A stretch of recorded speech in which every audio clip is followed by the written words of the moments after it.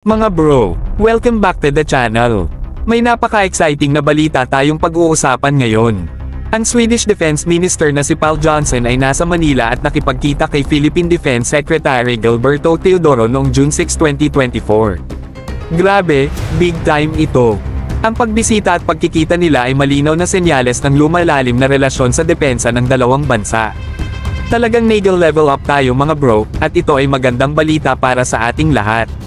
Sa kanilang pagpupulong, tinalakay nina Minister Jonson at Secretary Teodoro ang iba't ibang issue tulad ng defense education at capacity building, maritime security, rule of law, at pati na rin ang climate change. Ibang klase ang scope ng kanilang usapan, talagang all-encompassing at strategic. Pumirma rin sila ng Memorandum of Understanding MOU na may kinalaman sa acquisition of defense material ilang linggo lang ang nakakaraan.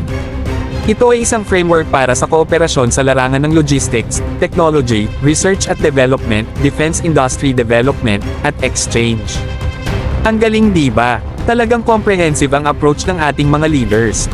Isa pang exciting na balita ay ang pag-push ng Sweden para sa pagbebenta ng kanilang fighter aircraft, command and control systems, at airborne early warning at control aircraft sa atin. Imagine nyo na lang kung gaano kalaki ang impact nito sa ating defense capabilities. Talagang game changer. So mga bro, kung na-excite kayo sa mga developments na ito, hit that like button, mag-subscribe na rin kayo, at i-share nyo itong video na ito.